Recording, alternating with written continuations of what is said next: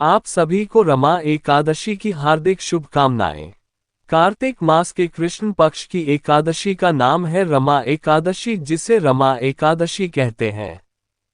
क्योंकि माँ लक्ष्मी जी का एक नाम और भी है, इसलिए इस एकादशी का नाम माँ लक्ष्मी जी के नाम पर पड़ा है। इस बार 9 नवंबर गुरुवार के दिन रमा एकादशी है।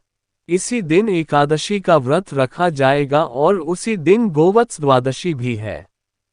गोवत्स द्वादशी के दिन गौ माता और उनके बछड़ों की पूजा की जाती है।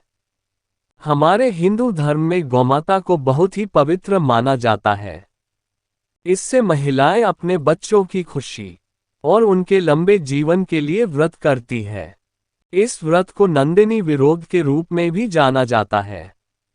मान्यता है कि जो भी निसंतान दंपति इस दिन उपवास रखकर गौमाता की श्रद्धापूर्वक पूजा करते हैं, उन्हें जल्द ही संतान सुख प्राप्त होता है। तो ऐसे में आप एकादशी का व्रत और गोवज उभरादेशी का व्रत दोनों ही व्रत एक साथ रख सकते हैं। लेकिन व्रत रखने के साथ साथ आपको एकादशी की तिथि और शुभ मुहूर्त का भी ध्यान जरूर रखना चाहते हैं। कई बार ऐसा 2 दिन तक तो ऐसे में जो पहले दिन की एकादशी होती है वो असुर युक्त एकादशी मानी जाती है, और जो दूसरी एकादशी होती है उसे दूजी एकादशी और व्यस्तम एकादशी कहते हैं, जिसे इसको हमसे जरूरी है। सभी लोग करते हैं, ऐसे में दूजी एकादशी की जाती है और इसे ही शुभ और फलदायी माना जाता है। जो भी सन्यासी हो या फिर मोक्ष प्राप्ति की इच्छा रखने वाले लोगों, उन्हें दूसरी एकादशी कर रहे हैं, जरूर रखना चाहिए। मान्यताओं के अनुसार दशमी में जो एकादशी मिलती है, उस टाइम में जो भी व्रत रखता है तो उससे आसुरी शक्ति को बल मिलता है। ऐसे नहीं रखे गए व्रत का असुरों को प्राप्त हो जाता है। इसलिए आप जो भी व्रत रखे उसे शुभ मुहूर्त में करना चाहिए। एकादशी के दिन चावल का पूरी तरह से त्याग किया जाता है। इस दिन सुबह से लेकर एकादशी का व्रत रखा जाता है। शाम को पूजा करने के बाद यदि आपकी समयपूर निराहार होने की नहीं है तो एक समय फलाहार के रूप में आप मौसमी फलों का लेटर फ्रूट्स का सेवन कर सकते हैं और अन्य होते हैं। दोबारा से किसी को भी ग्रहण किया जाता है जिससे एकादशी व्रत का पालना करना चाहते हैं। इस बार एकादशी के व्रत प्रारंभ होगी 8 नवंबर बुधवार को और तब तक 24 मिनट से ही है, जिसकी समाप्ति 9 नवंबर गुरुवार की सुबह 10:42 पर हो जाएगी। देखा जाए तो 8 नवंबर गुरुवार को सुबह से तिथि प्रारंभ हो गई है, लेकिन इस एकादशी जो है वो किसी असुर युक्त एकादशी रहेंगी। इसलिए इस दिन का अब अगर हो सके तो त्याग जरूर करें, क्योंकि अगले दिन जब आप सुबह को खोलना चाहेंगे तो आपको शुभ प्राप्त नहीं होगा। ऐसा इसलिए क्योंकि अगले दिन सुबह से लेकर दोपहर तक हर भाषण का समय रहेगा है। ऐसे में आप 9 नवंबर गुरुवार को ही कर सकते हैं जो आदेशों की कोई प्रारंभ होंगी।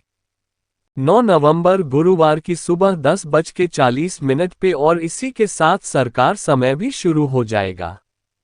रोके रखा 5 घंटे तक रहता और द्वादशी की थी जो समाप्त होगी वो 10 नवंबर शुक्रवार की दोपहर 12:35 पर पहुंची। हरिवासर के समय खोले गए जब को भगवान विष्णु स्वीकार नहीं करते हैं, ऐसे में रखा गया आप लोग अधूरा ही रहता है। इसलिए आप हमेशा हरिवासर पसंद भी जरूर ध्यान में रखें। द्वादशी तिथि यानी 10 नवंबर शुक्रवार को व्रत वाले दिन सूर्योदय सुबह 6 मिनट पर होगा और हमेशा व्रत सूर्योदय के बाद ही खोला जाता है। सूर्यास्त शाम 5:40 पर होगा। आज तो नक्षत्र का शुभ योग कि तुम पूरा दिन रहने वाला है, जो कि बहुत शुभ है। हरिवासर का जो समय है वो 9 नवंबर को शाम 5 बजे तक समाप्त होगा। यही वजह है कि आपको 9 नवंबर को उपवास रखकर 10 नवंबर को उपवास खोलना चाहिए। राहु काल का समय 10 नवंबर को सुबह 10:30 बजे से दोपहर 12 बजे तक रहेगा।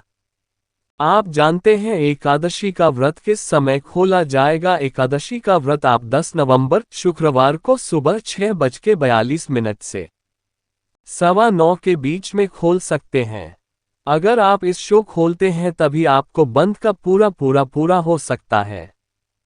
पौराणिक कथा के अनुसार मुरुगन के नाम का एक राजा था जो कि बहुत ही बड़ा धर्मात्मा और परोपकारी था।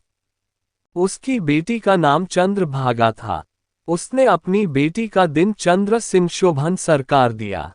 पूरा मई का दर्शन कर दो ना आने पर शोभन ने श्रद्धारहित होकर भी व्यस्ततापूर्वक रमा एकादशी का व्रत रखा, जिसके कारण उनके प्राण निकल गई, जिसके कारण उसे अगले जन्म में असुर राज्य प्राप्त हुआ। लेकिन चंद्रभागा द्वारा रखे गए एकादशी व्रत के पुण्य मिलने पर उस दिन हो गया और अंत में चंद्रभागा को भी अपनी पत्नी का सान्निध्य प्राप्त हो गया। इस प्रकार वह कुप्रभाव से अंत में दोनों कुंजी स्वीकृति प्राप्त हुई।